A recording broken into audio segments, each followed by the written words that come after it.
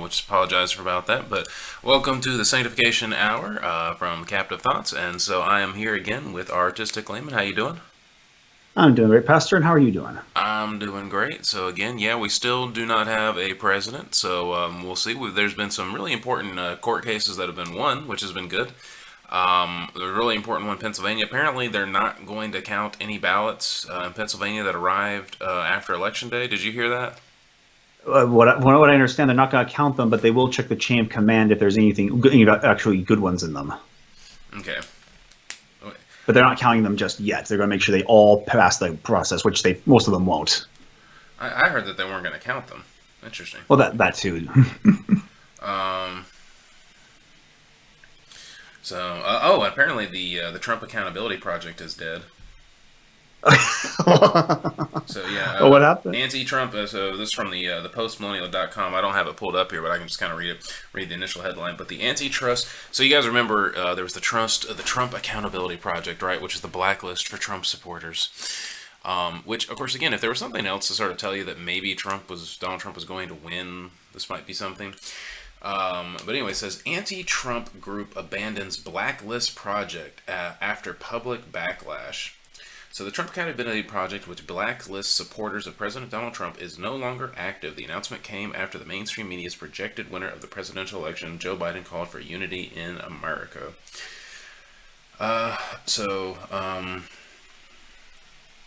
yep. So that was really interesting. So, too bad. I guess they're not gonna. Oh well. Of course, there's a whole bunch of interesting things about Dominion, the software right there that has to do with the California, or it's not California. I'm sorry, with the election and everything like that, and switching votes around, that kind of stuff. So there's going to be a lot of interesting stuff going on there. Yeah, at this point, the glitch is no. You cannot call it a glitch by any stretch of the imagination. It's crazy. So we'll see what's happening. I mean, again, it's I do know that I'm the betting actually, odds for Trump have gone up a little bit. I think they've gone up by like 18 cents. So, yeah, um, yeah. It's like that one line from Michael Moore's movie Sicko. You're not slipping through the cracks. Somebody made that crack and swept you towards it. yeah, the amazing thing with this, that we really need to push against. I'm going to preach about this Sunday a little bit because I'm talking about the resurrection. And I'm going to talk a little bit about the conspiracy that the Jewish leadership sets up, Mhm. where they pay the guards, to basically say that, Jesus didn't really rise from the dead. The disciples came and took the body of Christ. Um, you know, what we have been in ever since the Garden of Eden is literally a war for truth, right? And I've been studying the Psalms. Psalm 119. I remember I was reading Spurgeon, his commentary on it, and just that this one sentence has just stuck with me again and again and again, which is that Spurgeon says, "Virtue is truth in action, and sin is falsehood in action." And that Mm. really is the long and the short of it.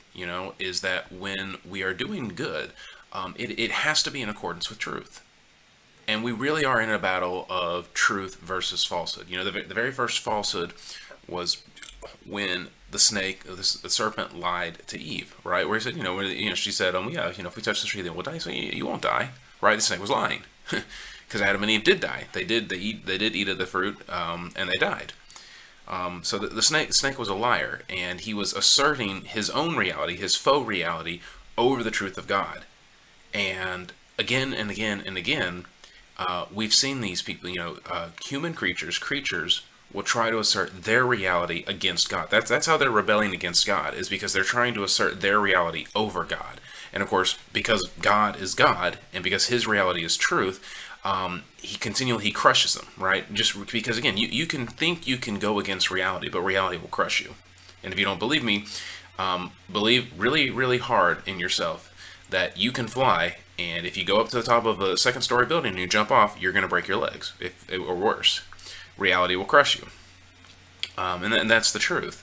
But again, that doesn't stop sinful creatures who, as Paul are saying, are suppressing the truth in unrighteousness in Romans 1 from asserting their faux reality against the truthfulness of God's word.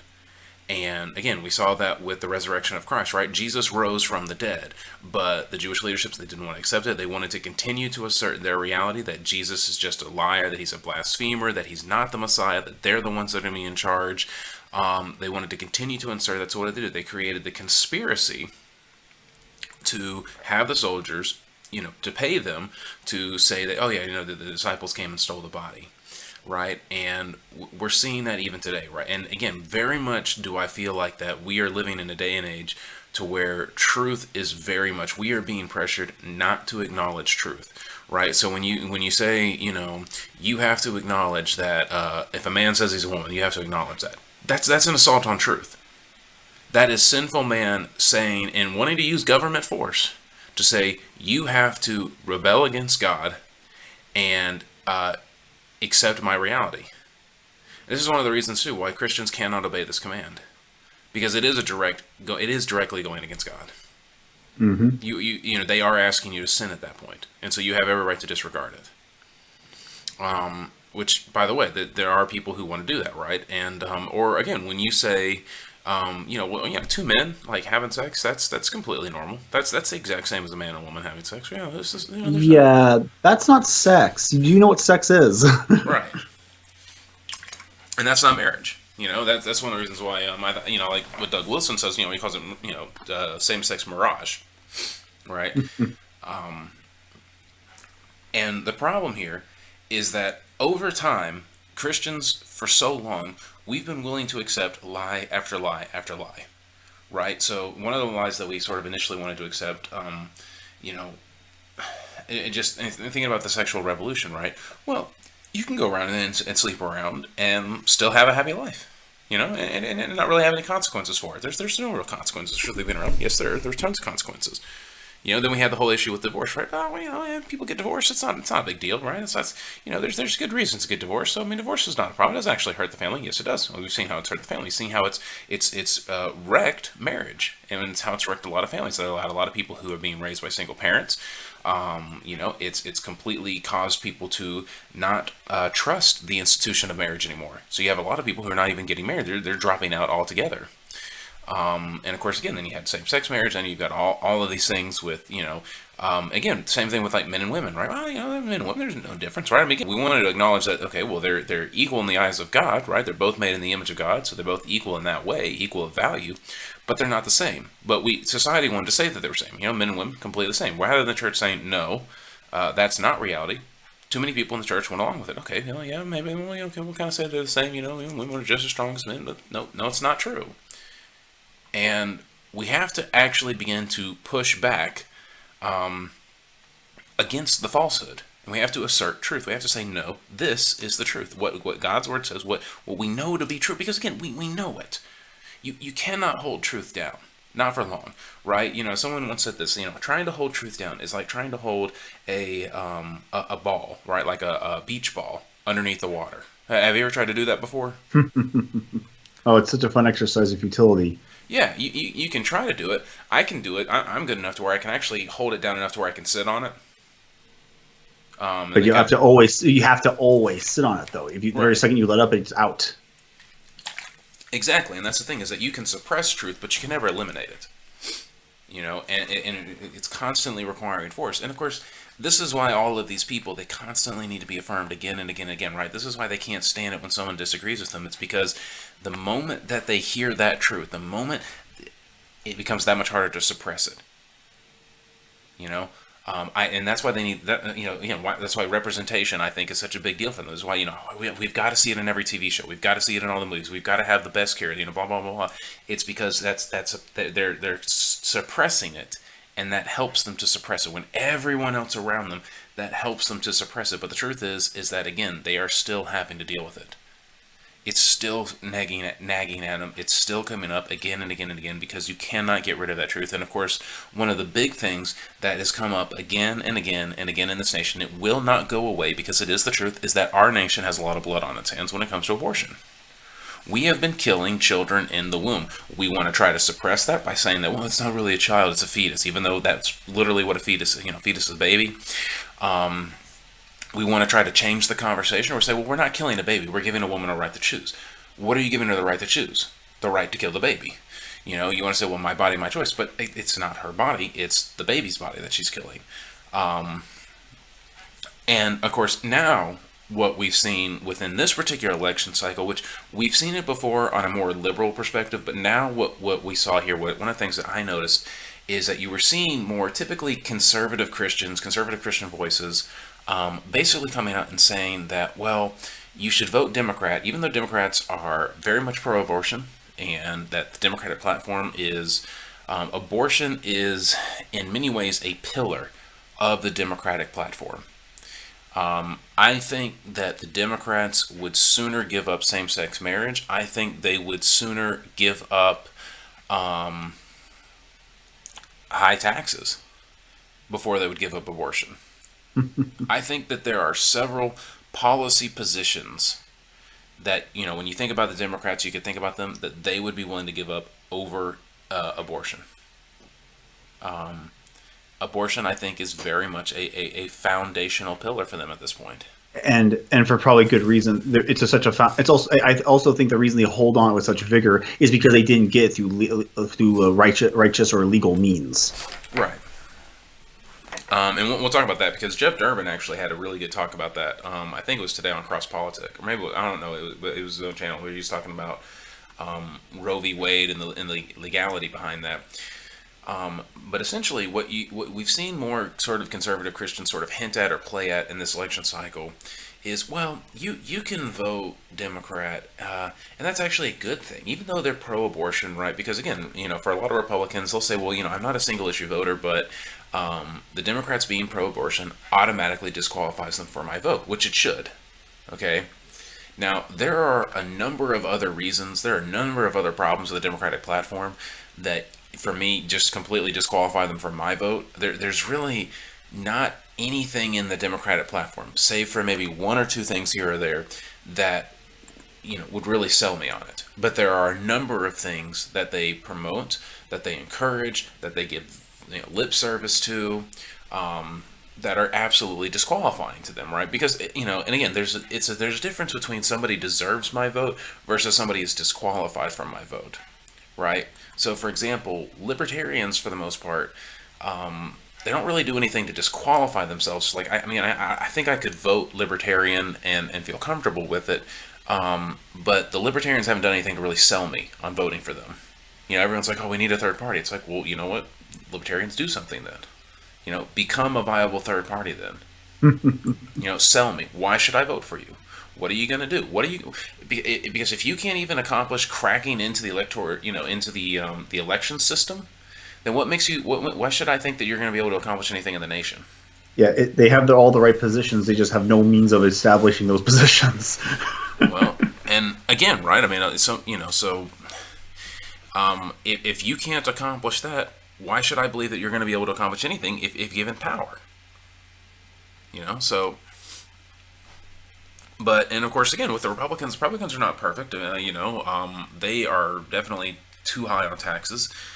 Essentially, at this point, the Republicans are basically coming Democrat light, which I don't really like.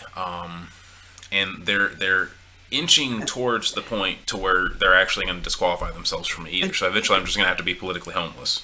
And why are they doing this? I mean, they're not the ones on the ropes. It's like they're pushing themselves on the ropes now. Right, I don't know. It's very odd. It's like they still just they're like it's like, I mean, it's been done to death, but it's almost like the entire Republican Party is like John McCain in the sense that they're Republican in name only, and they'll say what they have to get elected, but once they get in power, they'll try everything they can to win the affections of people who hate them. Yeah, I don't get it. I mean, again, right? There's good reason to talk to some of these people that we're disagreeing with, which that's another conversation. For example, I think it's incredible that Hispanics and conservatives and blacks agree on a lot of social issues, and yet there's such great disparity in regards to the voting. You know, how can we agree on a number of these issues socially, but yet there can be disparity in regards to the voting there? It could be the long-standing propaganda war, which has been going on ever since the quote party switch. Yeah, I agree, and I think, but again, we need to crack that nut. Yeah, I and think that needs to be correct somehow because we need to because the only way I know if we could crack it is Republicans actually have to go to the black leadership or black communities and say, okay, what do you want? How do we work with you guys? exactly. I agree. And I think that that needs to be done. And they need to offer them a better alternative, right? Because okay, look, we're not here to give you Gibbs, but what we are here to give you is to get out of your way and to give you opportunity. Does that work for you, or do we need to do something else? But that's really what we want, right? Is we don't think that you're incompetent. We don't think that you're stupid. We think that you are competent. We want to get out of your way and let you succeed. That's what we want to do. Because I mean, that's essentially, from what I understand, the small government position, right? Is we don't want a lot of government. We don't think that the government's here to, wipe our nose and all of this stuff. Essentially, government is here to protect us from foreign threats and to help maintain, the law, to resist evil in that sense, right? To restrain evil in that sense. But it's not here to be providing for us. It's here more to just, again, to keep us from getting in each other's way, essentially. And so, again, that's a much better system. And we need to point out to the fact that, again, okay, and see, this is one of the things, right, where it's frustrating because I think there were a number of black people who were arguing, for systemic racism. The problem, though, is that because, we're getting way off topic, but that's all right, because they were given the language by the leftists, their cannons ended up getting turned against us. When really their cannons are actually should be aimed at the right people. They're not mad at us. They're mad at the huge corporations that are lobbying the government that are, making it harder for them to start their own businesses. They're not mad at small government people. They're not really mad at them. They're mad at the people who create all of these various restrictions that make it impossible for them to start up their own business. Essentially, they want to be able to grow, right? They want to be able to grow their business, but because of regulation, it's like, paving over the field with concrete. And so basically what the Republicans need to go in there and they say, look, we understand that you want to do this. We understand that you can do this. You know what? Help us out and we'll take a sledgehammer to bash up the concrete so that way you can have a fertile land to grow in. And then we'll just leave you alone and let you grow. Just that needs to be pitched somehow. Well, of course, I've heard that many Republicans just have given up on that prospect. It says there's just going to be 90% against us anyway, so we shouldn't even bother. Which is just, again, that's I can't stand the defeatism with Republicans. I cannot stand it. It's one thing to regroup. I can understand wanting to regroup, but I can't stand this defeatism. And I'm given over to it sometimes too. I'll acknowledge it. I can't stand it there. A fight. If there's one lesson we need to learn from Trump, it's fight. And don't give up. It's not over till it's over. And lots of people can come back from whatever it looks like, there was no way to come back from. They can come back from it. But anyway, kind of getting back to the main issue here. So, one of the things that I noticed more in this election cycle, like I said, is that there were a lot of people who a lot more conservative kind of Christian voices who were basically trying to say, you can vote Democrat, and kind of the idea here is, if you're pro-life, you should vote Democrat because, well, their policies typically tend to be more holistically pro-life. That was a term too that we keep hearing, right? Holistically pro-life. It usually comes along the lines of, Republicans only care about life until after the child is born, but Democrats always care about when after the child is born. Right, so we want to be pro-life from womb to tomb. It's like, but you're not really from womb to tomb because you killed them in the womb. And again, I would disagree that Democratic policies are really holistically pro-life in general, right? I mean, how is it that taking the money that a man makes from honest labor, how is that pro-life? How is taking his money and distributing it, some of it to the bureaucrats, they getting their cut from it, and then mishandling it and spending it on things that he may otherwise not spend it on? How is that pro-life? But that's your Democratic platform, right? They say, well, the Democrats, they want health care. And these Republicans, or these Christians who are saying that, they're either naive or they're stupid. Okay? Because do they not understand that when the Democrats talk about health care, they're talking about abortion? They consider abortion health care, which means that you want the government to fund abortion. So you want to demand, You're saying that it's okay to vote for people who want to force your Christian brethren to pay for the murder of unborn children. That's what you're saying when you say, "Oh, it's you can vote Democrat." They also think that transitional treatments are health care, right? So somebody wants to transition, all right? So they want to take hormone treatment. They want to declare that, this is a man. They want to say, I'm a woman. So they want to rebel against, the truth here. Again, they want to do that off of your dime. And so that's what they consider healthcare. Moreover, they consider healthcare just in general, right? Because it's just like, oh, well, we just should give it to anybody. Well, again, why are you trying to force your Christian brethren to pay for people's healthcare where they may not agree with it? That doesn't seem very just, but they don't think about that. They just hear healthcare and they think about, surgeries and medications. And of course, they always think about, right, some of these examples like, poor little Johnny, he really needs this surgery because he just had bad genetics, and his family, they just don't have the money to pay for it. And it's also very tragic. If only there was a system in place to where Johnny could get this surgery, but alas, because people are so greedy, little Johnny's going to have to die now. That's what they're thinking of, but that's not what the Democrats are thinking of. That's not the only thing that they have in play. And the irony, of course, is that they have universal health care. The question of whether or not a person will live will be decided by bureaucrats. Absolutely. And of course, here's the thing, right, is that, guess what?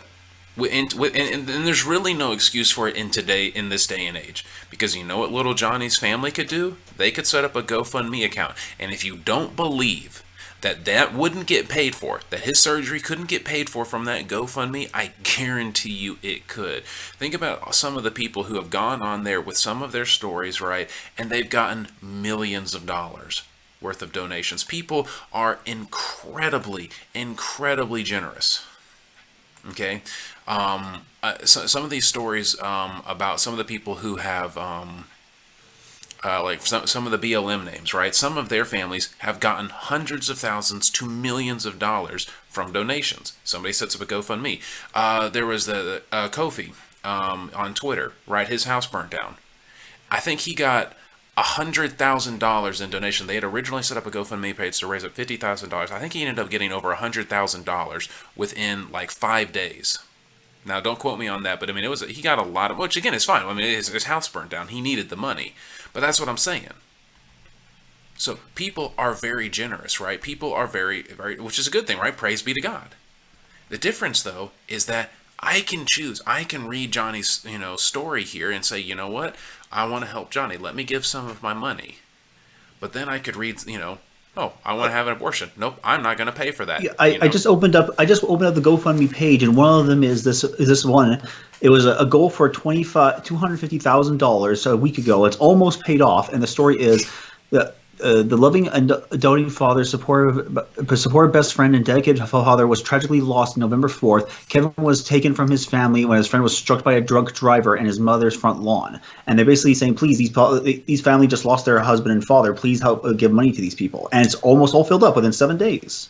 Absolutely. That's the thing, okay? And again, would people take advantage of this? Yes, they would. But you know what else would happen? You would have services pop up that would fact check these things. Yes, this really checks out. No, this is a scam. I mean, again, would people still find a way to take advantage of it? Sure. All right, that would happen. But I don't think that would happen. Again, that happens now, and yet people are still very, very generous.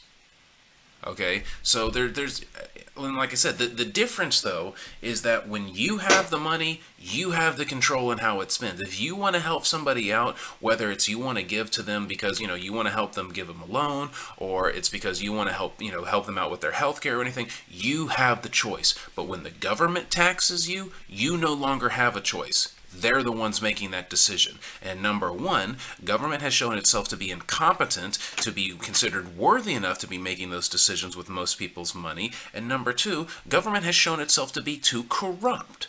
in order to do that. Look at the amount of, I mean, again, nobody denies that there's vast amounts of corruption in our government, whether you're on the right or the left. Lots of people recognize that there's a vast amount of corruption in our government. So why would we want to give them more control over how we spend our money?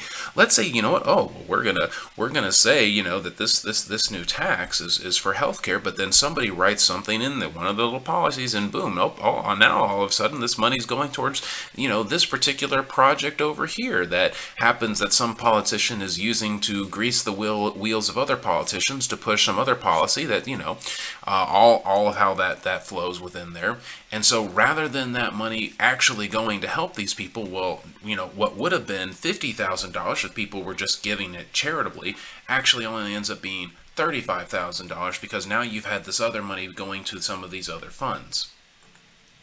Okay, and again, if you don't think that the bureaucrats aren't taking some off the top in some of these cases, then I mean, I don't know what else to tell you. Of course they are. I think the reason why people do this is because it's the easier method. It's an easier way to have a problem solved, because if there's a government institution that's there to solve that problem, then you don't have to worry about on an individual basis, which of course is a negation of responsibility in that regard. It is. It absolutely is, right? Because if you have control over your money and then you choose not to give it to the poor, then you're the one that is responsible. But if the government comes and takes your money and then they don't give it to the poor, well, it's not your fault. You're just being a good citizen. So you're absolutely right. It is a negation of responsibility. Okay, I mean, again, that's exactly what it is, and and again, that's something that we should be doing. We should. That's another reason why it's not loving your neighbor. What it's doing is it's taking that love for your neighbor and it's putting it off on somebody else. It's saying, well, you know, I'm going to say that the government should love my neighbor, while at the same time taxing my neighbor, while at the same time taxing my other neighbor with an impartial scale, even though the Bible says that impartiality is wrong. And like I said, there's a whole lot of reasons with this, right? So to bring it all back around here, you know, the big idea with all of this, right, is that, well, because of these policies, that abortions tend to go down during Democrat administrations, right? Have you ever heard that before, Luke? I've heard it more and more these days, but yeah. Right. So, and of course, again, right, the idea isn't that you should try to end abortion, right? The idea is that well, we're trying to reduce the number of abortions, so, well, let's take a look at it from a pragmatic approach. So, okay, well, if abortions tend to go down during Democratic administrations, well, then we should vote for Democrats, right? Because that would overall reduce the number of abortions. There's a number of problems with that. We're going to take a look at a really good article by Pastor Gabe. He's the guy that does that When We Understand the Text videos, if you've ever seen those, right? The what videos. He wrote that. It was really good in addressing it. But let's address some of the the big things before we get into the why the argument itself doesn't work from a pragmatic level. Initially, it's taking a moral argument and it's trying to make it into a practical argument, right? Or excuse me, a pragmatic argument. So essentially here, let's say that we said, you know what, if we legalized murder, that the murder rate would go down. Would that make it right for us to legalize murder? Of course not, right? Murder should be illegal. Guess what? We still have slaves in the United States, right? There's still human trafficking that goes on in the United States. So we've made slavery illegal, right? The kidnapping of people and the buying and selling of people, that's an illegal practice, but it's a practice that still goes on in this nation. If we made it legal, are there certain things that we could do? Could we begin to regulate aspects of the slave trade to make sure that some of these slaves that are being trafficked are maybe better taken care of, that, there's no law? Yeah, you could do that, right? But nobody would think that that would be a good idea, right? Nobody would think, oh, yeah, we definitely need to, legalize slavery again. But if you wanted to look at it from a purely, pragmatic and more humanist nature, well, then you maybe could make an argument, right? Well, we're never going to stop slavery. It's not like it's not like slavery is something that is wrong and should be punished. And, when we find somebody doing it, we need to punish this. That way, people stop doing it. Instead, it's just the way that it's always going to be. It's taking a very nihilistic approach to it. It's just always going to be here. And so, well, how do we reduce it, or how do we take care of the people involved in it? Okay, we might as well legalize it. Then the government can sort of better regulate it, right? Right now it's under the ground, so it's within a black market. But if we made it legal, well, then we could do more to sort of take care of the slaves there, right? But that's a ridiculous sounding argument. I mean, let's stop slavery by let's stop the cruelty of slavery by legalizing slavery. That would be ridiculous. That's the exact same argument essentially that's being made when it comes to abortion. Is that, well, we're gonna reduce the number of abortions by encouraging the Democrats who are voting for policies that that supposedly reduce it, which they don't. But of course, again, Democrats are also pushing for abortion. They're pushing for abortion for any reason, and they're also pushing for abortion at any time in the pregnancy, right? So there's a lot of states that have laws on the books that say, well, you can't have abortion after a certain amount of weeks, right? Or you can't have abortion after the heartbeat, or something like that, right? And of course, again, when you think about when a baby actually has a heartbeat, we're talking like 6 weeks, right? 6-7 weeks when the baby has a heartbeat. Very early on, very in the first trimester, right? Some of again, by this point, the baby's beginning to have brain activity. There's a whole lot that's going on with the baby at this point. Again, I remember learning all this stuff, when my wife was pregnant. Of course, when we were having my daughter. It's amazing what is happening in the womb. And that we can see, that we can know, we can know what size they are, we can know what's developing when, and everything like that. But the Democrats, they're pushing for abortion like, the baby could be just about to be born. Well, I want to have an abortion. There you go. You can kill it. Right? And we had a member of our church. Their baby was born at 34 weeks. Guess what? The baby's doing just fine. But the Democrats would want to say that if you wanted to terminate that pregnancy at 34 weeks, you could do that. They wanted to say right now, again, that if you try to have an abortion and the baby lives, right? So technically the baby has been born at this point. Technically the baby is outside of the mother's womb. So it's no longer her body, but the mother still wants to kill it. Well, they're going to have a conversation about that, whatever that means. So you've got Democrats that, again, they are very much pro-abortion. Moreover, the culture around it is not a culture of what it was in the 90s, right? So in the 90s, the culture around abortion was, safe, legal, and rare, right? Well, okay, abortion was sort of seen as, well, this is a bad thing to do. It's not good. We want it to be safe, right? We want it to be legal, but we also want it to be rare. That is not the same culture that we have nowadays. Democrats are very much shout your abortion. Abortion is seen as the woman's sole ability to have sexual autonomy, right? They have very much linked those two things together. Is that if abortion were taken away, then a woman can no longer be sexually autonomous, right? And so that is very much why so abortion is seen as an empowering thing from the Democratic platform. Now, this is not all Democrats. I'm not saying that everyone who's a Democrat who votes Democrat thinks this way, but this is very much the culture of the left. This is being pushed by many of the feminists. This is why you have the hashtag shout your abortion, right? And of course, again, this is why you've seen this in various TV shows and movies, right? Well, you've had an individual who has an abortion. And of course, this is very much consistent with sort of the culture and death as the whole. So what sense does it make then to say, we're going to end abortion, we're going to support the party that is promoting abortion? See how that doesn't make any sense? Right? So this is where they have to reframe it. And of course, again, God's word says, here's why abortion is wrong, right? Is because God's word says you shall not commit murder, right? You shall not kill. Okay, and what it's talking about there is murder, right? It's the unjust taking of somebody else's life. That's what that's meaning. So we recognize that the baby inside the mother's womb, all right, so, the fetus, if you will, that is a human life. Because, all right, even though, yes, it's a developing human life, but even if you want to say that the moment that there's brain activity, right, so, around, 6-7 weeks, right, that's, again, still very early on in the pregnancy, still within the first trimester, that is a human being. That is a human life. It is alive. It is human. It has its own DNA at that point. Again, it has a heartbeat. And so, because it is a human being, even though it's developing, it's wrong to kill it. It's wrong to take its life unjustly, right? And again, so abortion, though, is the unjust taking of that baby's life.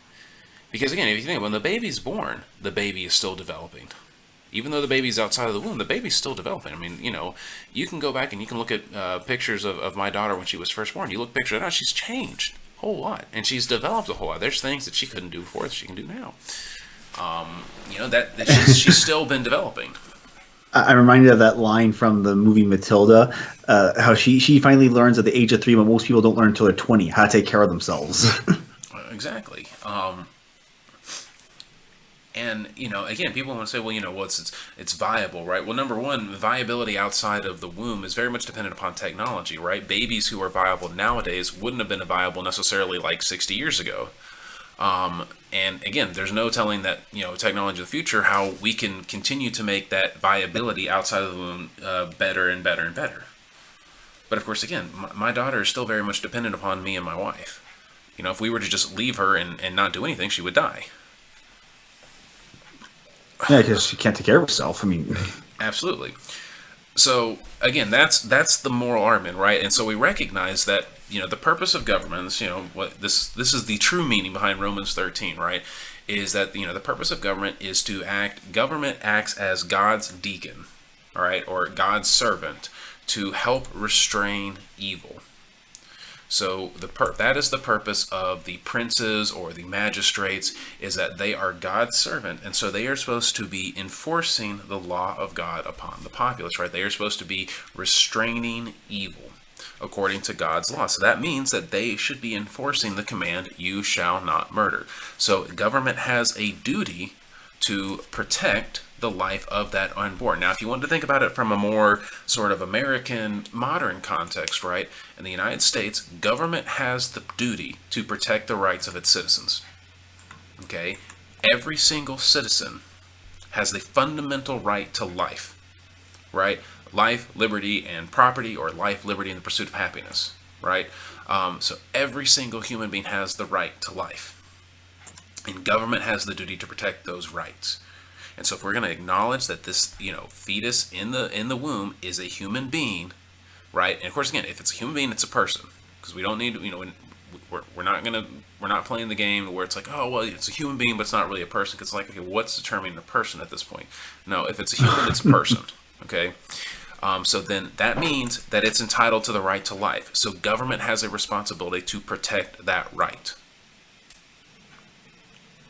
Now, and by not protecting that right, government is failing on a moral level. It's also failing again on its God-given responsibility. And so we shouldn't expect God to bless a nation when a nation is so violating God's law, especially again with the murder of the unborn or the murder of the innocent. The Bible has a very bleak view of that. And we can see how our nation has crumbled ever since then. I could very much believe it if when people said that when our nation,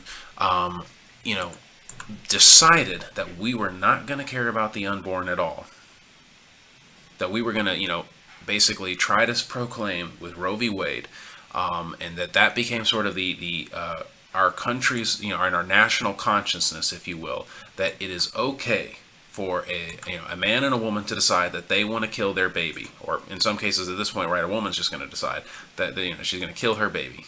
That we've seen judgment, that we essentially have lost our collective minds, and because we've been so fully disconnected from truth that it's basically we've just been sort of cutting the moorings, if you will, that have grounded us to truth, that have connected us to truth. Kind of like how a boat is tied off to the dock.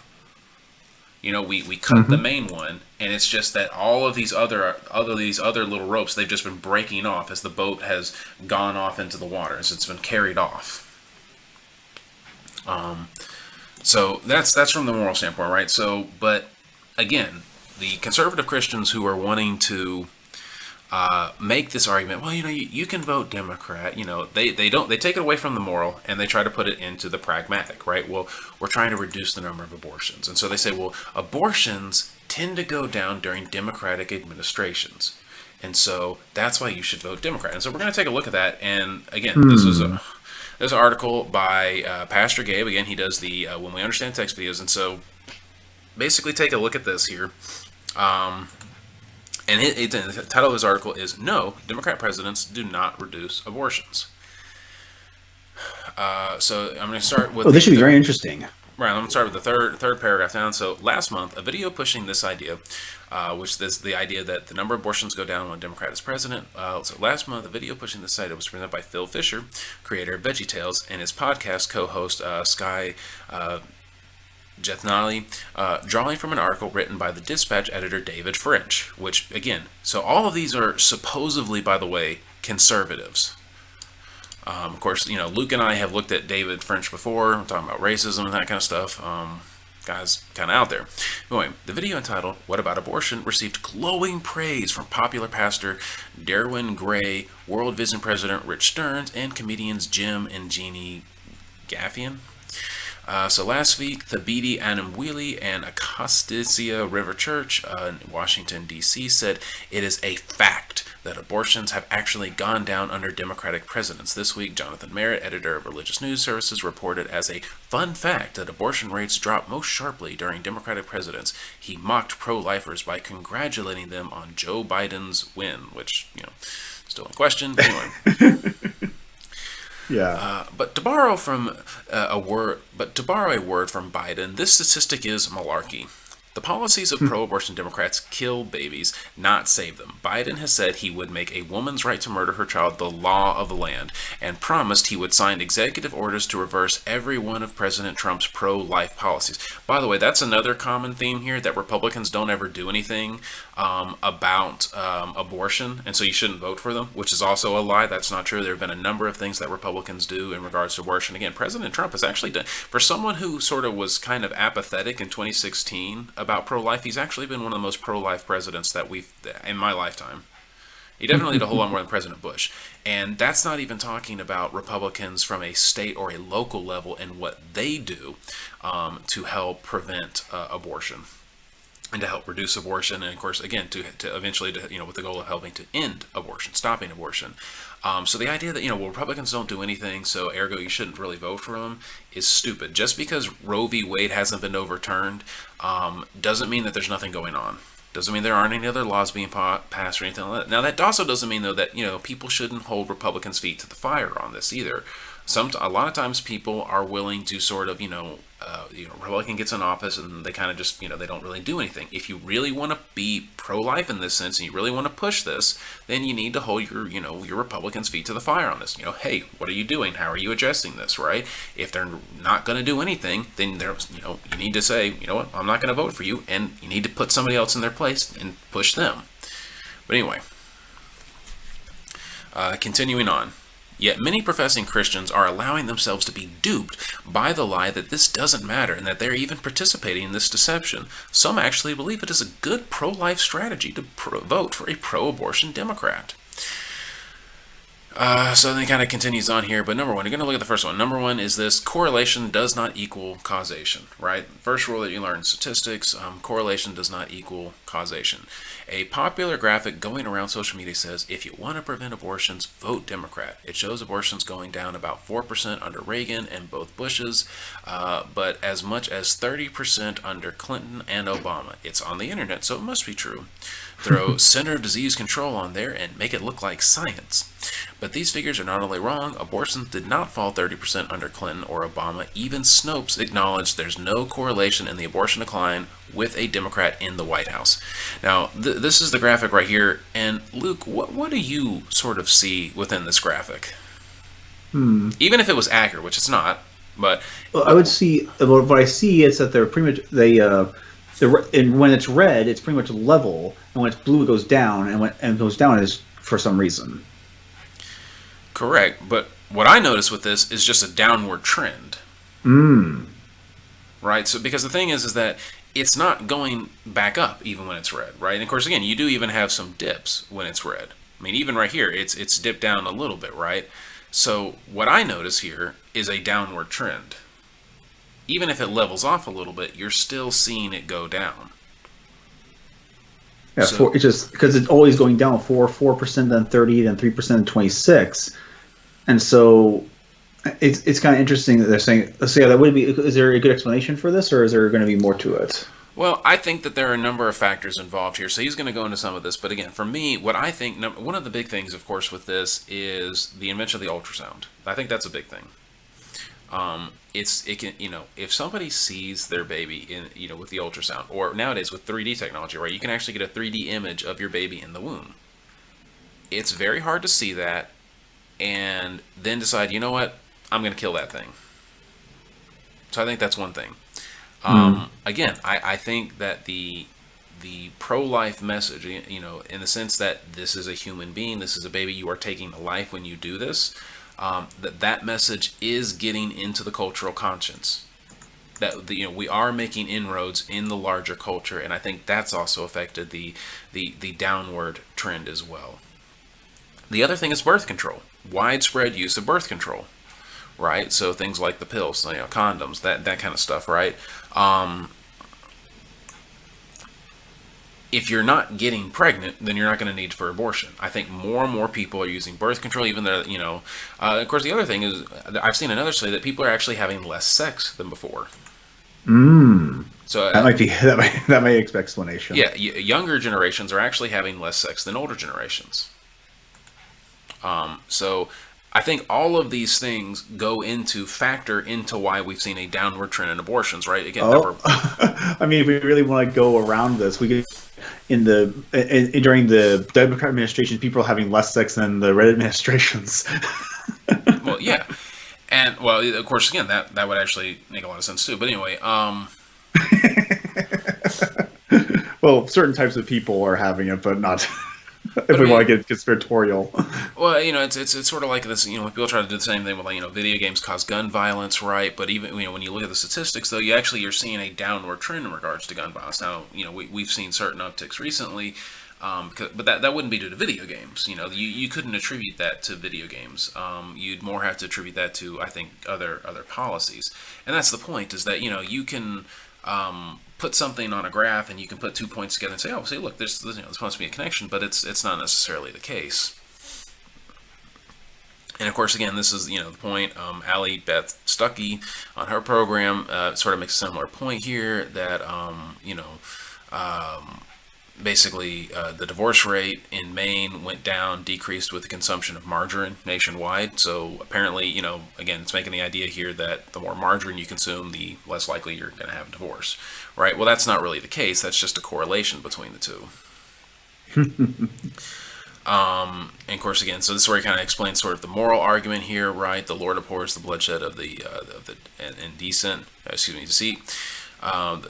Of horrors, the man of bloodshed and deceit. So a Christian should not vote for any political candidate in favor of baby murder, which is what abortion is. Abortion is not a stat line or a political talking point. It is a holocaust, the mass murder of unborn children. 3,000 per day in the United States, about 1 million babies a year. And that really shouldn't be said without just 3,000 babies per day, 1 million babies per year. Right? We want to talk about kids in cages. Trump put kids in cages, right? 1 million babies per year. We want to talk about bombs and people getting killed in the Middle East, right? Again, crazy. We want to talk about the 200,000 people that have died from coronavirus. 1 million babies per year. Golly. So the second point that he makes here, which again I think helps to sort of talk about this, is the abortion rate is highest in more liberal states. Did you know that? Gee, I could never have guessed. So the president does not make legislation. Legislators do. Those states that are most liberal or controlled by Democrat legislators are the states where the number of abortions per pregnancy are the highest. Consider that in 2016 election, 9 of the top 10 states where the abortion rate is highest all went for Hillary Clinton, the Democrat candidate for president, while the 10 states where the abortion rate is the lowest all went for Donald Trump, the Republican candidate. Yet, even when it comes to the state level, some evangelical teachers want you to believe that it does not matter whether you vote Republican or Democrat. In Vischer and Janetti's video, Janetti makes the following argument. Let's look at the two states, one red and one blue. Between 2011 and 2014, Texas passed a number of laws restricting abortion. As a result, abortions declined by 28%. Delaware, a blue state, did even better. Between 2014 and 2017, Delaware improved access to health care for its poorest residents. As a result, abortions in that state declined by an encouraging 37%. This is a deceptive argument. The number of abortions per 1,000 women ages 15 to 44 in Texas is still less than in Delaware, who has the 10th highest abortion rate in the country, and the decline in the number of abortions was not due to blue state policies improving access to health care, as Jenny would have you believe. Health care to a Democrat means more abortion, not less. The reason for the decline in Delaware was because of pro-life efforts in the state and easy access to abortion outside the state. So in other words, there were a number of efforts within Delaware that were seeking to prevent it, and people were just sort of leaving the state. But the idea here is, right, well, again, so partly what the idea that they go to when they want to say, voting for Democrat helps to reduce abortions is they point to a number of statistics that of why people have abortions. Right. So, for example, when you think about rape, a lot of people come up with rape. Well, what about rape? Right. Well, the number of rape is one of the lowest reasons why people have an abortion. If you ask somebody why they're having an abortion, I think it accounts for less than 5%. I think it's only about like 2% of all abortions occur because of rape. It's very, very small. Same thing is the primary reason why people get abortions is usually financial or too much of a time sink. Right, so it's going to two. So that's the other thing, right? Is either A, they do not think that they can afford the child, or B, that it is too much of a change to their life. It is too great of an impact on their life, and so they kind of ignore that other one, right? It's too great of an impact on my life, because I think that's really the biggest one, and they focus on the financial one. And so they say, okay, well, Democrats want to promote more social programs. Right, so they want to bring welfare, WIC, all this kind of stuff, right? So many of these social welfare programs, right? And so if we take care of the poverty situation, we'll see then people will have less abortions. Now, and so ergo, right? We'll see. Obviously, you should vote Democrat. That's going to reduce the number of abortions, because if you vote Republican, well, they don't want to have as many of those welfare programs. Well, you see, then you're going to have more abortions because you're going to have more poverty. Now, of course, this doesn't address the reality that many times many of these welfare programs actually promote poverty. They don't really help it. They help in, basically the way that they do it is you have short-term gain for long-term losses. And to put it another way, if you're going to use the government to actually solve the problem of poverty, you're also giving politicians an incentive to never solve poverty. Correct. And the same thing is, again, absolutely. But you're also not giving people an incentive for themselves. For example, California has a huge homeless crisis right now. There's a vast amount of homeless people in California.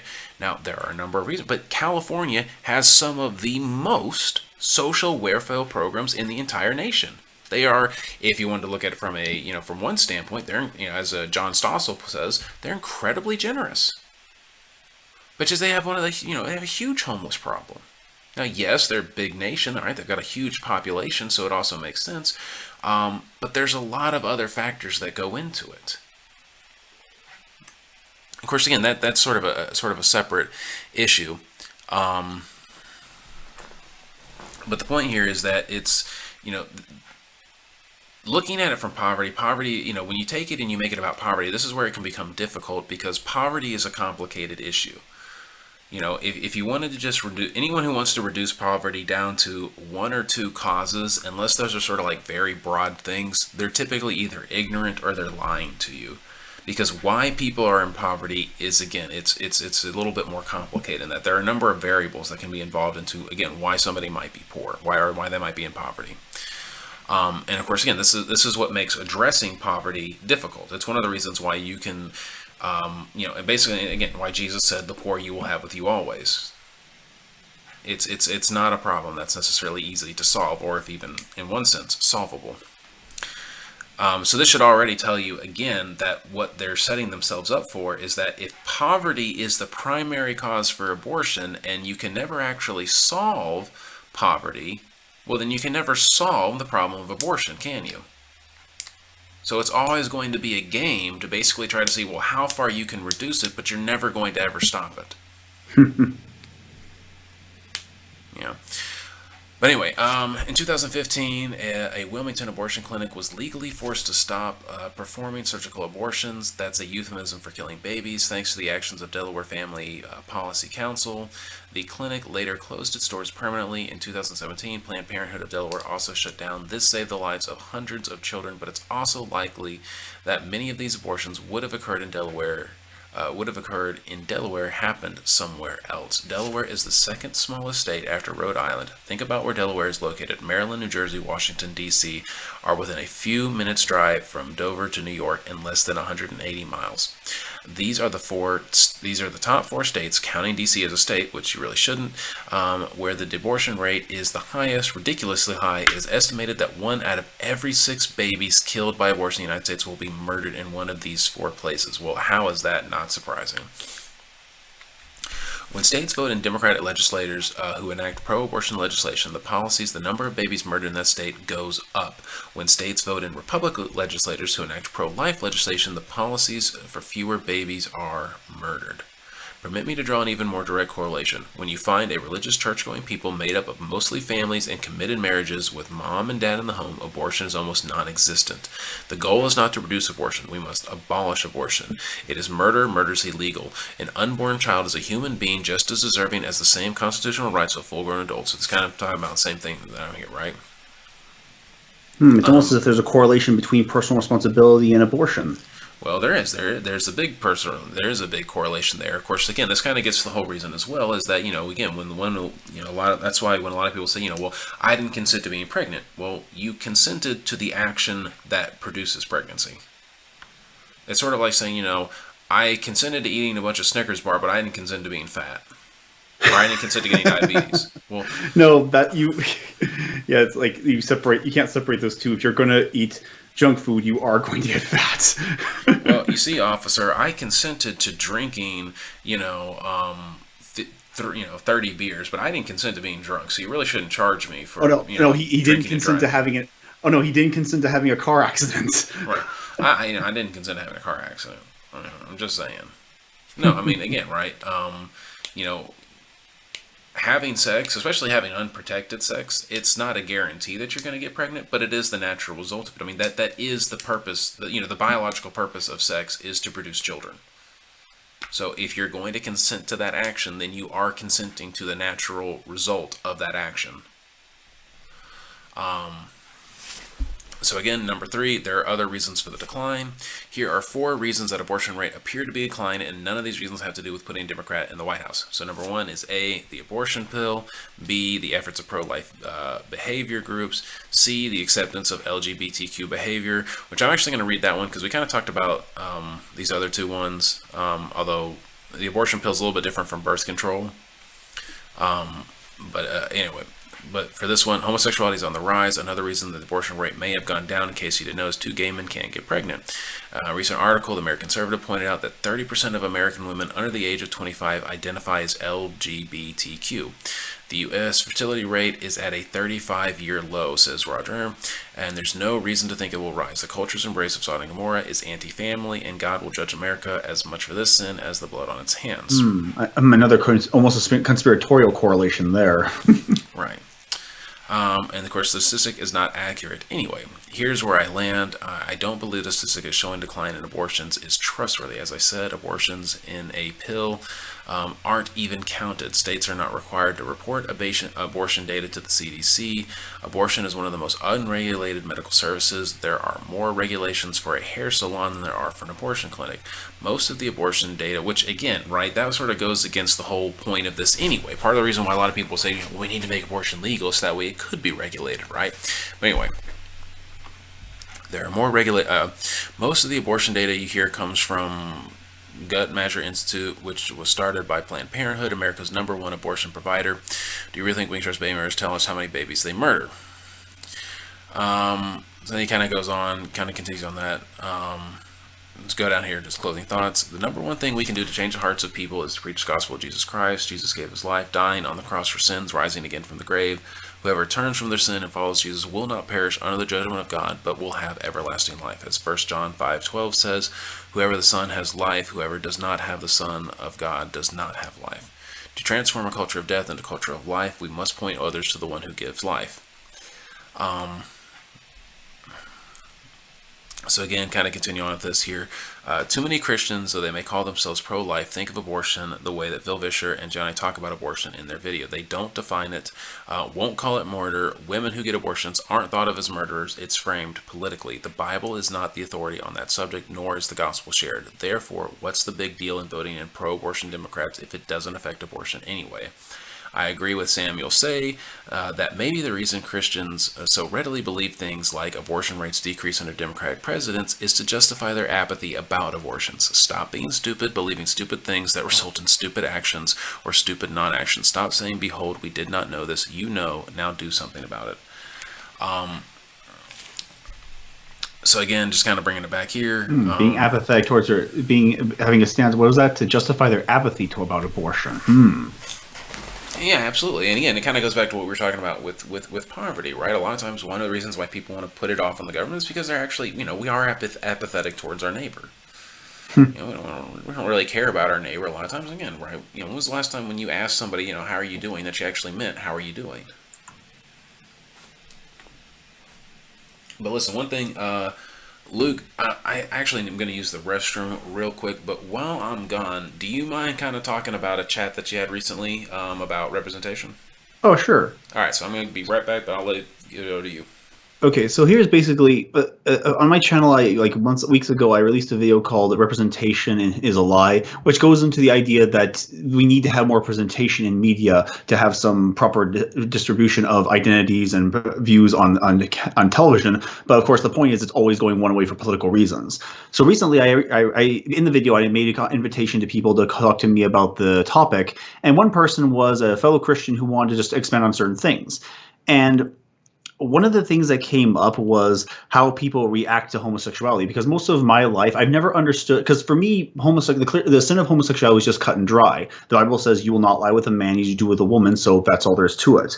And then when I got older and realized there's like a whole the pro-gay movement and stuff, and then saw like the fictitious or even real examples of people responding to homosexuality, I never understood either one in that polar dynamic. I never understood why people openly defend homosexuality, although I do kind of understand from a civil rights response to, or overly generic civil rights response to gay marriage or gay rights. But I've never understood the almost comical negative reaction that certain people have to homosexuality. I never understood this idea of, oh, your child is gay, therefore I'm going to disown him, or the child is gay, and so we have to have this psychotic reaction to it. I mean, most of these stories I see about people reacting to homosexuality is kind of over the top, but then again, most of them are fictitious. The way it's often depicted, it's almost as if when a person comes out as gay, it's almost as if they committed an act of murder or something. And that's always an interesting dynamic to talk about, like gay marriage and talking about homosexuality in the modern context. And if I'm not mistaken, Pastor Tom is back. And that's something that's come up eventually, because I think for me, I don't know if this is just unique for me or my generation, but the question of homosexuality is no longer like a knee-jerk, horrifying reaction, or maybe I don't even know if it ever was, because I always hear stories about people like disowning their children or kicking them out, but I don't really understand that response to it. Like it doesn't seem like a very Christian thing to do to disown a supposedly gay loved one. Yeah, I don't really understand that either.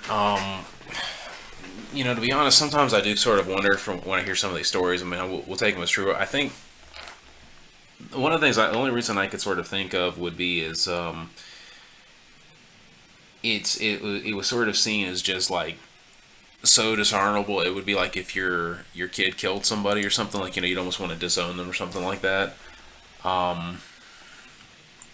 I don't know, but yeah, there is a change, right? I mean, I think our generation doesn't look at it nearly the way that it was looked at in the past. Oh, and a little anecdotal story to share. Like years ago, before I even made my early days of my YouTube channel, I had a friend who wanted to show me, who knew I didn't care for gay marriage or homosexuality, and so she showed me almost like a Lifetime movie about a girl who discovers her sexuality, and it shows that her mother is really hostile towards it. But the thing is, the woman isn't religious. The woman is just a secular individual who's just genuinely, I guess the best word is homophobic in the sense that she does not like homosexuality. And it's like, that's really weird because because it doesn't really I don't see how that relates to me, because I think the person showed me the video to try to change my view on homosexuality, but I don't see how that works. Yeah, the only thing I think of is, I guess the idea there is you're supposed to see how your view of homosexuality hurts their feelings, and so, well, you don't want to hurt their feelings, so then you change your view. Yeah, which is kind of, it's not about this, because of course it's not about feelings, but well, if this is a sin, then we shouldn't be encouraging it. We shouldn't be justifying it in other people. Right. Which is, again, the whole push with homosexuality, I think, it's very much connected, like what we talked about at the very beginning, right? It's a denial of truth.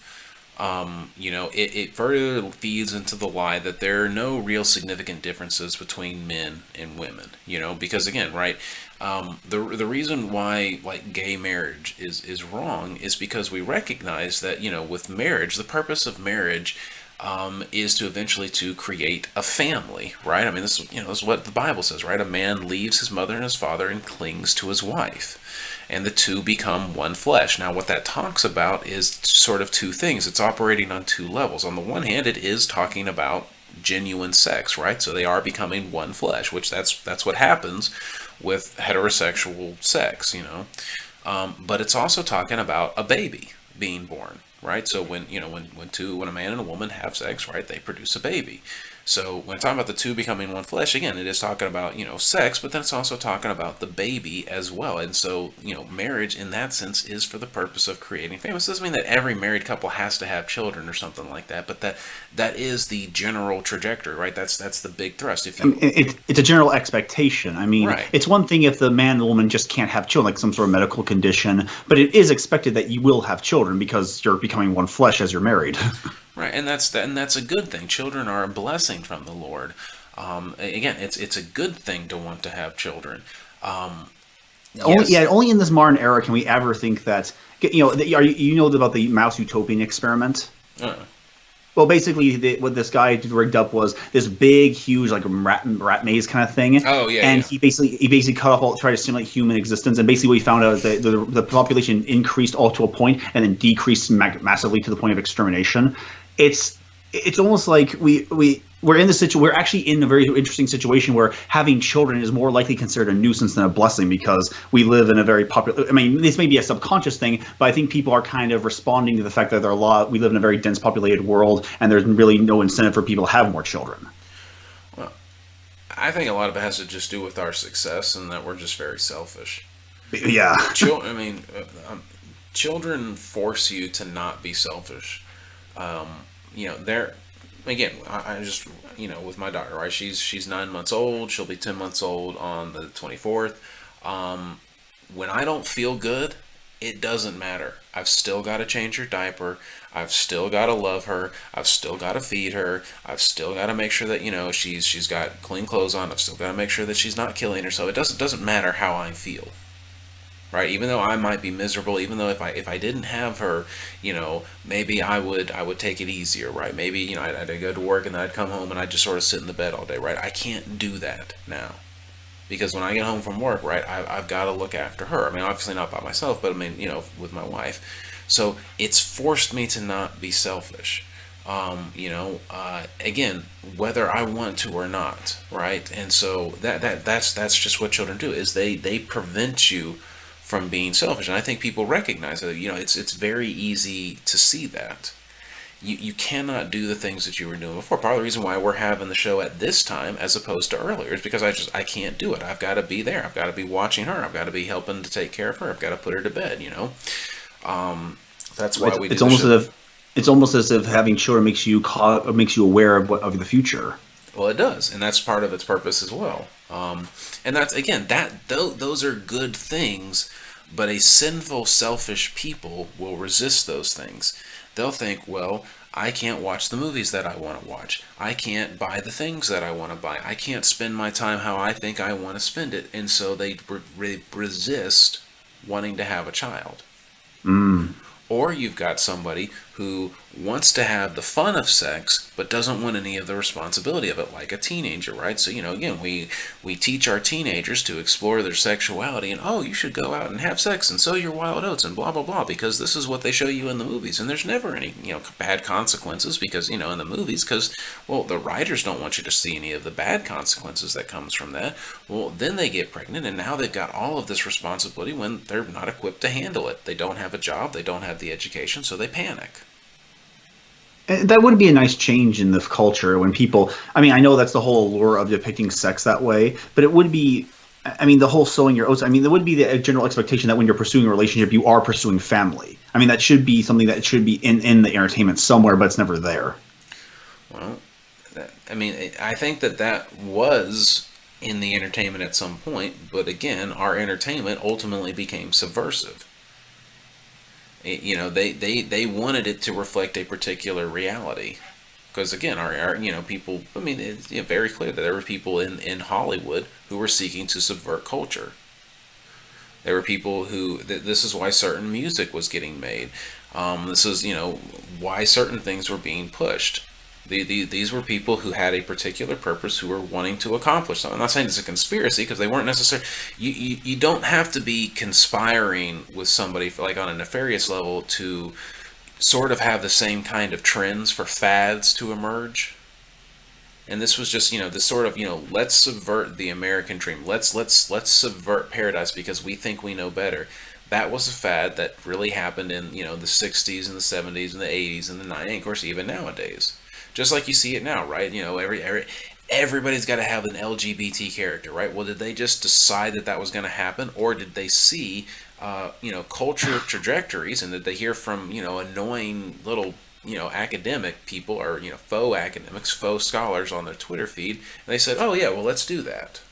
Or in my case, every other cartoon has to have an LGBT metaphor story. Right. Now, like I said, I don't think they're all just saying, oh, we're gonna put these LGBT characters in here because that's just gonna further, undercut and subvert the society. It's probably, that they've got somebody in there who went to college where they were being taught this by some kind of silly professor, and they're thinking, well, this is about representation. This is going to teach people to be more tolerant and blah blah blah blah. Right? Oh, and I like how Razorfist put on his a podcast. He said, we live in an interesting situation where people will openly say that they're pro-gay marriage, pro-LGBT, but in their heart of hearts, when they're home, they haven't changed. In fact, I would argue that the attitude toward gay marriage or homosexuality has not changed since the 60s. It's been basically the same. It's just that we can't talk about it. Well, sure. I don't think people change. This is why, like I said, the conversation can change, but people rarely do change. This is why, one of the reasons why, again, I think even back during segregation, I don't think the population by and large was racist. I think you had people who were influential. You had a certain percentage of the population who were influential, who pushed segregation and pushed thinking of black people in a particular way, but by and large, people didn't think that way. Yeah, because, I mean, from a purely capitalistic perspective, it's like, why would I exclude black people from my restaurant? They're going to pay me for my services. Right, but again, it's have you seen The Greatest Showman? Yes. Right. What's P.T. Barnum's big problem in that movie? What's the thing that he recognizes it at the end, but up until that point, right? What is he chasing after in that movie until finally he loses everything? Something bigger, always something more. No. Well, he kind of, but really, what's the thing that he's kind of what does he want? What is he wanting that kind of forces him to go down a path that causes him to lose everything? It's not money, because he gets money. Mm-hmm. It's to be respected by the elites. Oh. Right? Yeah. Because he gets a lot of money, right? So in the movie, it's about, The Greatest Showman's about P.T. Barnum, right? And setting up Barnum and Bailey Circus. And he's a nobody. He's a tailor's son. He doesn't have any money. He falls in love with a girl, though, from a very wealthy father. So they're the elite, right? Mm-hmm. The girl goes and marries him, and they're broke. Well, eventually he starts the circus, and the circus does really well. But it's seen as low-class entertainment. And so even though he has money, and he might even have more money than his father-in-law still looks down on him. He's not respectable in his eyes. And see, that's what PT wants. He wants to be seen as respectable. It's not enough that he has the money, it's that he's still not acknowledged as being high class. And I think that number one, this is what's driving a lot of the minds in Hollywood. This is why people are wondering, well, why do all of these Hollywood people, why do they keep doing this? They're losing so much money because they're seen as respectable amongst their peers. This is this is what the elites do. Yeah, You're this is the not reason respected. why. Yeah, this is why MSNBC has leaned forward, even though they are losing in every single dynamic. Like MSNBC, CNN, ABC, all of them combined. Well, at least until recently, were always outdone by Fox. But they are maintaining their ideology because that's what their peers want. Right. It's not. We're it's not enough for your silly Star Wars movie. But once you start, what's about female empowerment? Well, now you see, now it can be a movie that's respectable. Now it can be art. The Whereas force before, is female, don't you know? right, now it's art. Now it's progressive. Whereas before it was, again, it's profitable. It is profitable, so they do highly value it. Right, $6 billion it's profitable, but it's elevated. Same thing with video games, right? Oh, your silly little, Doom game. Oh yeah, people enjoy it. Pfft, it's just a video. It's just entertainment. It's not art. It's not like Gone Home. It's not like Life is or whatever that. What is that? That one? I don't know. But two souls. Oh, Two Souls. It's not like Two Souls, or it's not like Detroit. That's art. That's video games. As art. Oh, Because it's yeah. it's not about making money. It's about looking a certain way to your peers. And again, this is why it's all about peer pressure. This is very much how, and again, it's partly why communism fails. It's all about peer pressure, but it's not really ever about results. The results can be absolutely horrible. You can absolutely tank an industry, right? I mean, again, like I said, Star Wars is tanked. But what? Oh, these movies are so, they were highly, the critics talked about them great, right? The critics loved them. Yeah, it's almost like the axiom "get woke, go broke" is a virtue for them because it doesn't matter if we go broke because we went woke and we did the right thing. Right. And again, that's very much that idea here. And of course, that concept can change. Excuse me, that concept, that desire, can be constant. But whatever the fad is that the elites have can change. So at one point, right, it was being uptight, it was being proper and ordered, and that's what the elites had. And so if you weren't that, if you didn't have that specific image of old money, of, again, this sense of proper and pristine and the best of the best, well, then you weren't part of the elites. You were lower than. Now it's changed to where it's about tolerance and looking like you care, and right, and philanthropy. And of course, again, this is the Christian influence on that mindset, right? So the elites, even though again, we want to talk about how the church has been influenced, by the world, but again, this being focused on the elites, this is the church's influence upon it. The fact that they, it's elitist. But again, it's ultimately corrupted because it's not about actually wanting to help somebody. It's about what? Wanting to look like you're helping somebody. It's wanting to look like you're of the common people, when in reality you're not of the common people, and it's all just a faux. This is why you have all of these celebrities who talk about we need to help all of the refugees. We need to let them in and come, because that's fashionable to do. But do they open up their houses to them? Of course not. There was a word that someone said, like elite, like a cap. I want to say it's like it's like treating morals like a fashion. There was a word for it, but basically it's like ideological fashion or ideological fads. And that's exactly what it is. And it changes from Oh yeah, moral fashions. moral fashions. Yeah, that's a great way to put it. And that's how our elites are right now. Is for the celebrity culture is they're doing what's fashionable, So again, right, the moral fashions was more of, back in the olden days, it was about order, it was about pristine, it was about position, and that kind of stuff. Now it's about humanitarian, right? That's sort of the humanist nature coming in. That's because, again, that's more of a result of again, of the Christian influence, I truly believe, upon the world. But there are other things that come involved in that. You remember when another celebrity was boasting about how they had an adopted child from Africa? Mm-hmm. Yeah, whether it was sincere or not, that was part of the effect of it. Right. And so it's fashionable now. And like I said, I think that's what's guiding a lot of this. And of course, again, these trends will come and go. That I think they tend to last about 10 to 15 years. Sometimes they can last longer, but I think, I personally think, because I think the LGBT stuff, it's kind of been real prominent for about 7 years. So in about 3 years' time, we'll probably start to see, and we've already seen it begin to decrease, right? It's not nearly been talked about as much. Like it hit its peak in about 2014, 2015. Ever since then, it's kind of been more. But yeah, because after the Supreme Court decision, it's kind of hard to go any higher than that. Yeah. We're doing. And of course, again, that's also part of our generation's desire to wanting to actually do something. Because you see, our generation, we have to really reckon with the fact that we have been given so much, and yet we've done so little with it.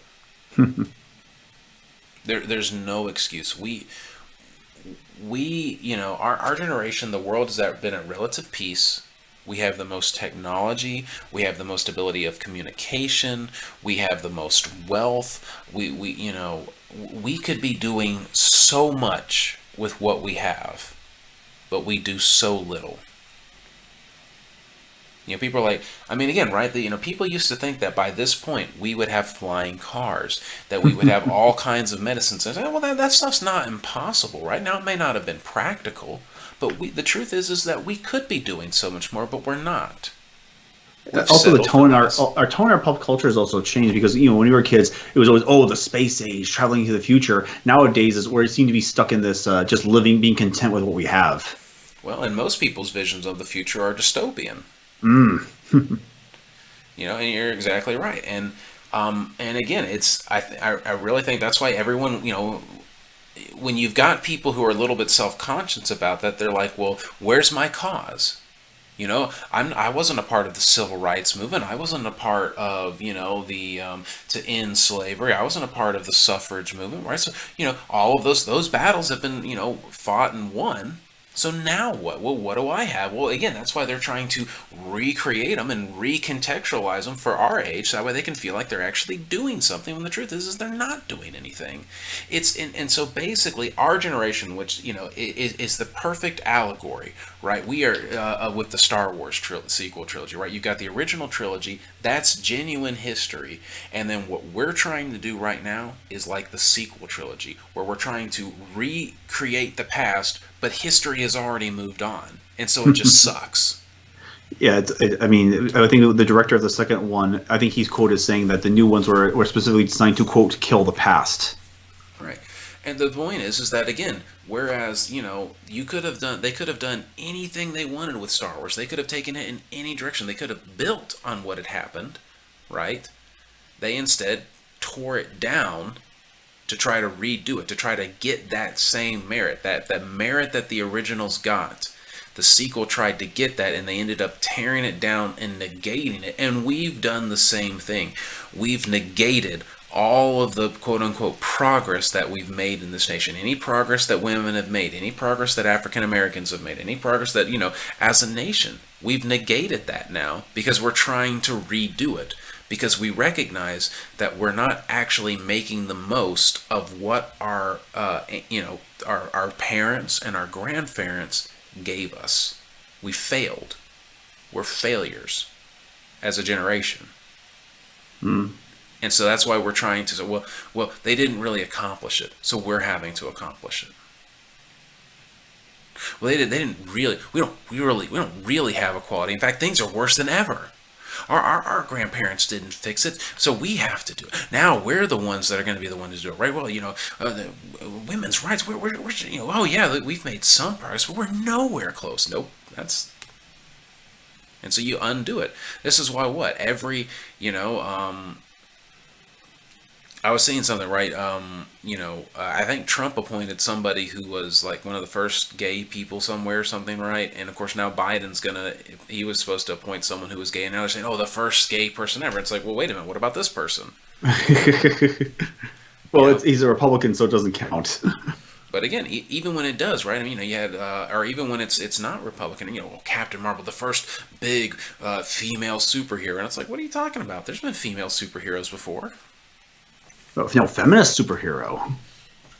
It's like, again, what do you? I mean, Wonder Woman literally comes from a place called Themyscira. That's one of the ironies of Captain about the Captain, is that her whole life basically is how she's a strong, independent woman. That's why her comics always suck. Oh yeah. Well, and I mean, the young Ripa, he's a YouTuber. He pointed this out, where this is why they have to hijack established franchises. So no one will actually buy theirs. Oh, and because if they don't, they end up with things like a Magical Girl Squad. Have you seen? Yeah. I haven't seen it, but it fails. You're aware of it though. Yeah. Well, I mean, again, like Captain Marvel, I think it's had to be rebooted like 7 times or something by this point because it just keeps failing. Yeah, no one wants to buy this. Well, because ultimately it's not connected to any form of truth. You see, that's the thing, is that entertainment has to be a mirror. It has to be a genuine mirror to the human experience in order for it to resonate with us and for us to enjoy it. But this is such a rejection of reality that nobody enjoys it. In fact, it's offensive to us. And that's ultimately the point I wanted to make in my representation video, is that the only real representation that matters is trying to represent reality or greater real concepts, because that's the only thing that really matters in a good story. Right. So, well, anyway, should we switch to the last topic here, because we've kind of been going for a while? Yep. So the last topic I would say is why conservatives fail.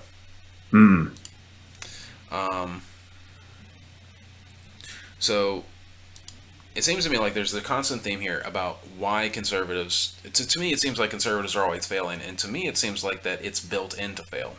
It's built into the name to basically always be a failure.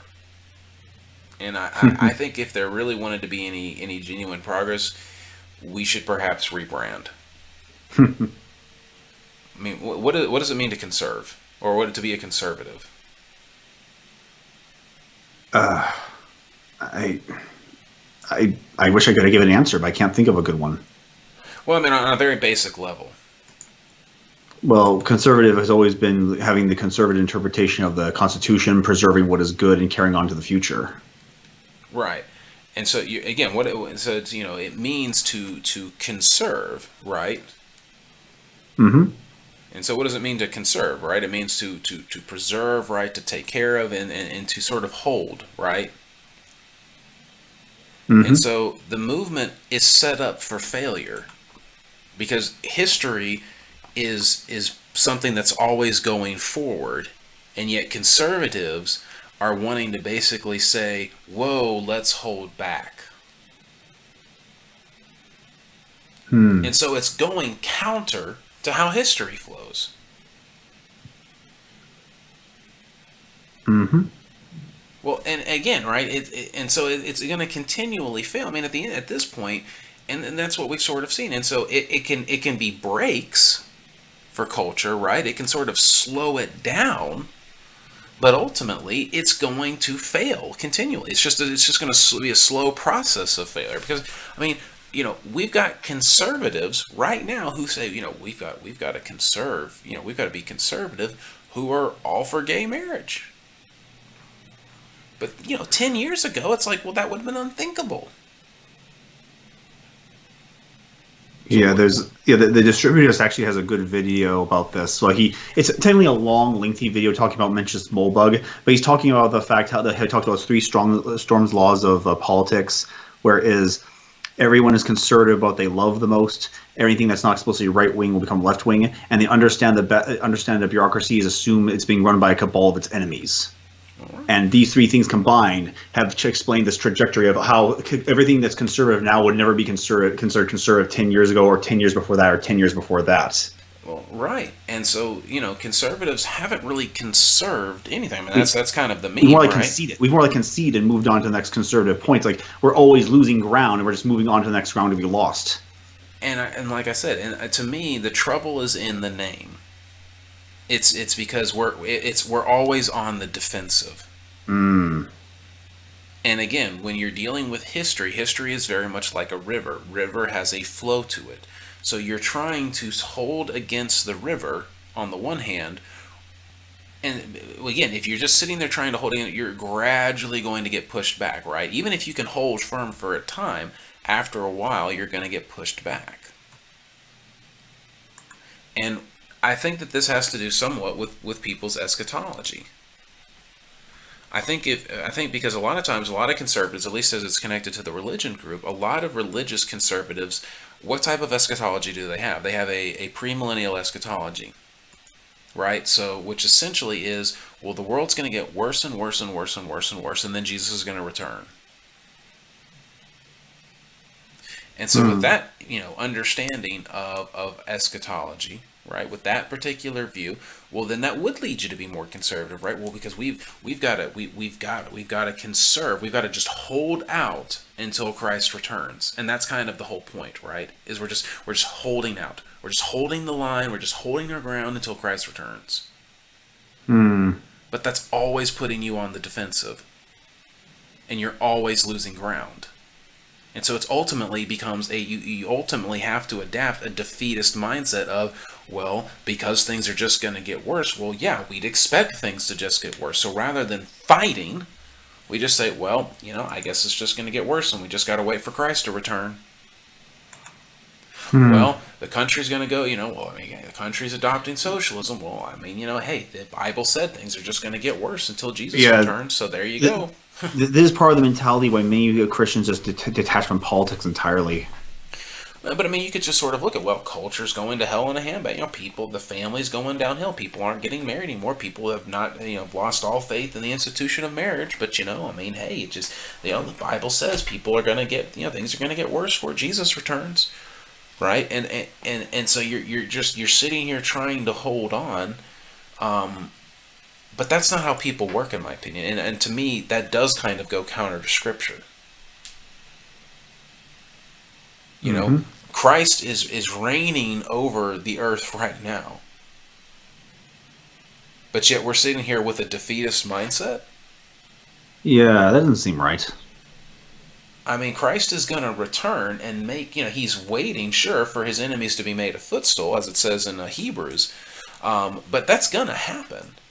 And of course, again, Jesus says, go out into the world and make disciples, not, teaching them to obey everything I command. Not saying, we are to be salt, and salt is a preservative in a sense, but we're also light.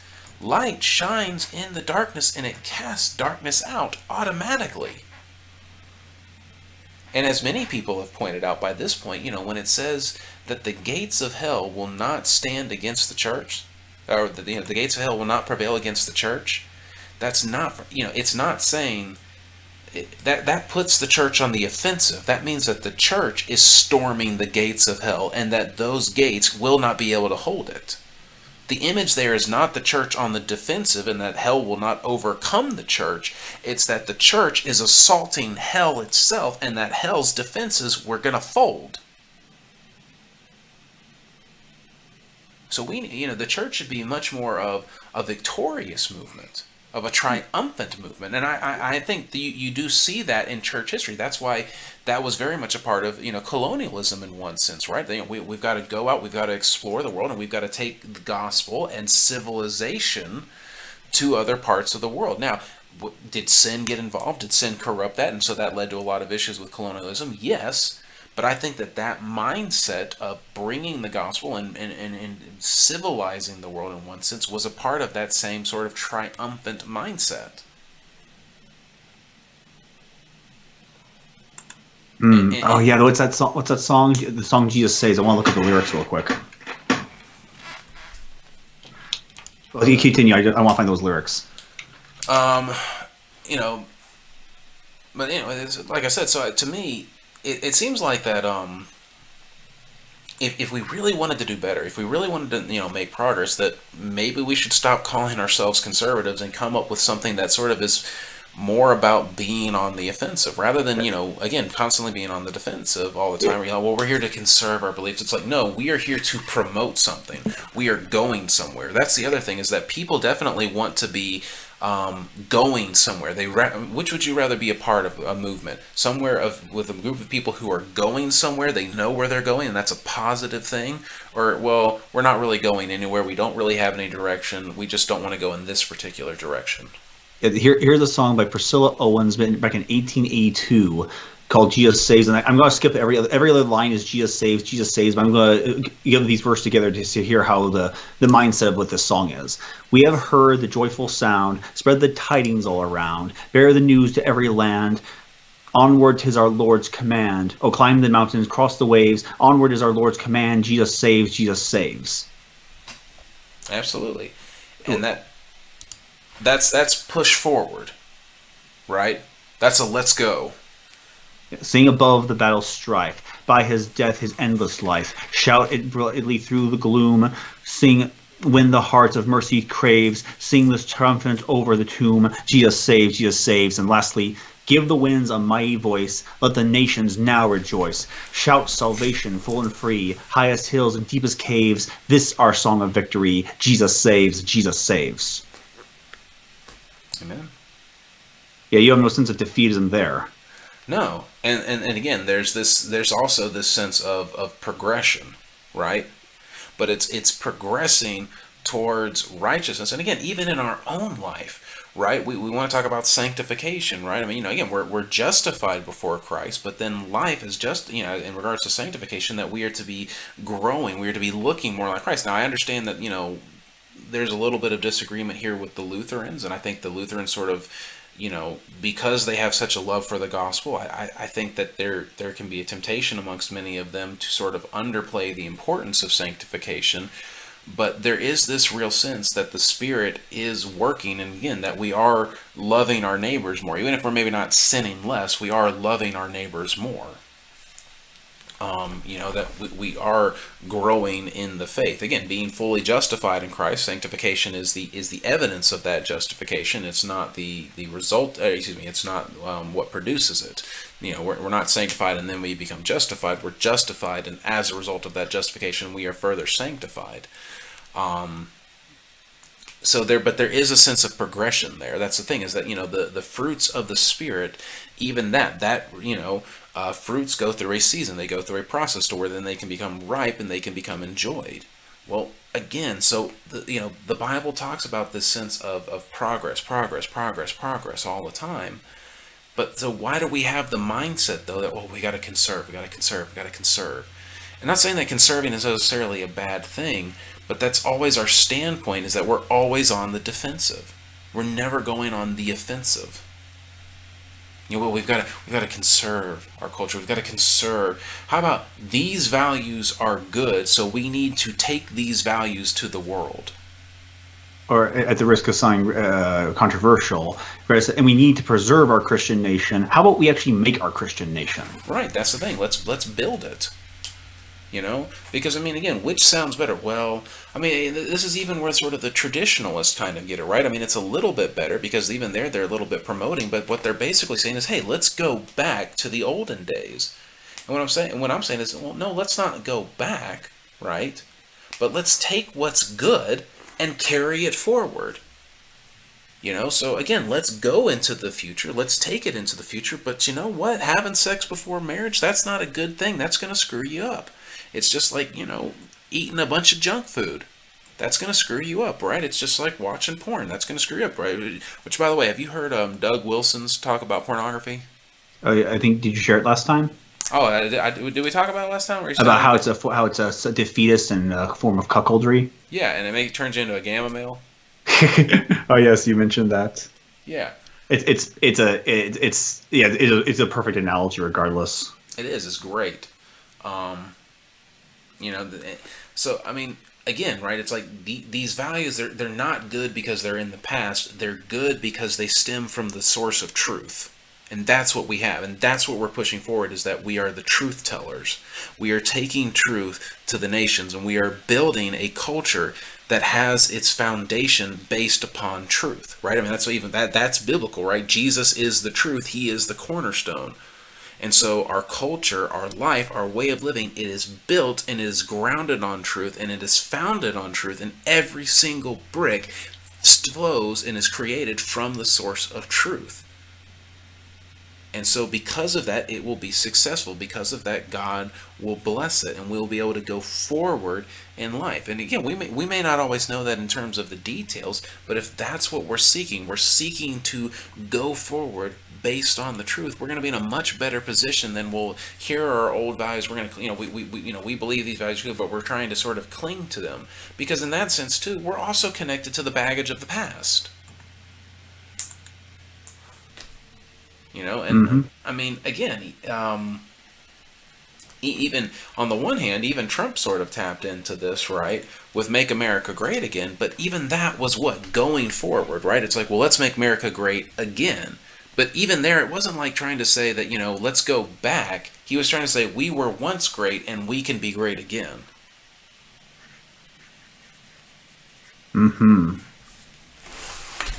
Another reason why I'm always going to keep my MAGA hat. Even if Trump isn't in office, even if he stays for 4 more years, or even after he gets out in 4 more years, I'm still wearing that hat because it's optimistic and it's positive and it's powerful. It is. And again, we as the church, we have that. We have the most optimistic message ever, right?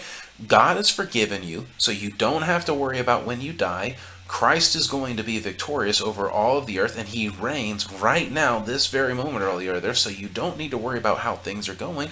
So go out and live your life to the glory of God. Go have children. Go make go make babies. Go find that person that you love. Go start up that business. But do it all in accordance to the Word of God and in obedience to God's Word. And guess what? Because God is true, because what we actually have is truth, if you do it, it's going to work out.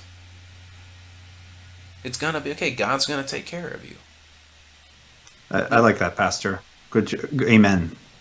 So, like I said, but that, I don't know. This not been our message, I don't feel like. No, you're right. We're going to we're going to reclaim progressivism for ourselves. Yeah. Well, and why not? They seem that they were always having fun when I was a kid. Why don't we have that? Take that back.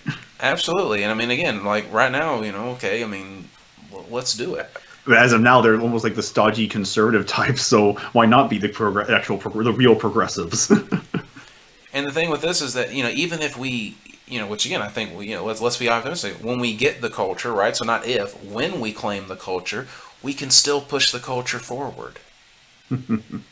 So it doesn't have to be this, well, we've got it, well, now we just have to watch it decline. It's like, no, we've got it, and then we can keep building on it.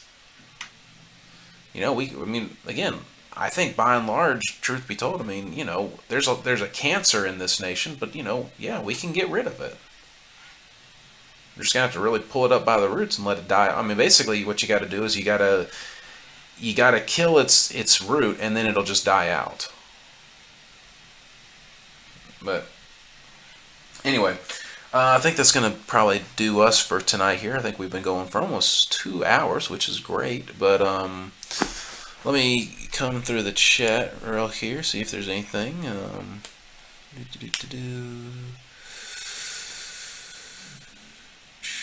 What about the bumper sticker I saw that said life begins at 40? Does that mean it's okay to exterminate life before the age of 40? Is that because Dems are importing immigrants that have baby after baby? It could be.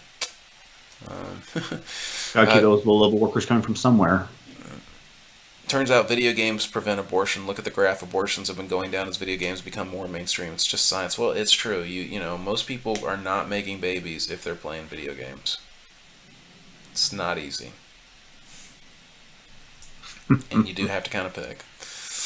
All right. Well, I think that's pretty much going to do us for tonight. But Luke, do you have any closing thoughts? Just the only one. Everyone, don't forget to like or dislike this video, add to your favorites, or share it if you really liked it. Leave a comment below, and feel free to subscribe to see future videos. Until next time, may the will of God be your way. Indeed, yep, guys, if you could please do me a favor and share this video. It's the only way to grow this channel, which, of course, when we grow, the more people we have, more conversation we have, hopefully the more people we can get in for discussions and interviews, and, of course, the more incentive it is for me and Luke to do this, the bigger the screen. So, again, but one of the best things that we're going to need for that is you guys sharing this video, so that way more people can see it, and we grow, because we do want to grow. It's going to be, YouTube will not help us, because, the algorithm is just boned by this point, so it's going to take you guys. It's going to have to be a ground root effort. So please share this video if you would. I'd really appreciate it. It doesn't cost you anything but a couple of clicks. But I hope that you have a great rest of your week. I hope that you have a fantastic weekend and enjoy going to church Sunday. Make sure that you are, so that way you can hear that word and that you hear it from an actual man of God and not just somebody up there in a suit or somebody up there in some skinny jeans. Or have forbidden a skirt. Or in a skirt. But until then, I hope that you do well. Until next time,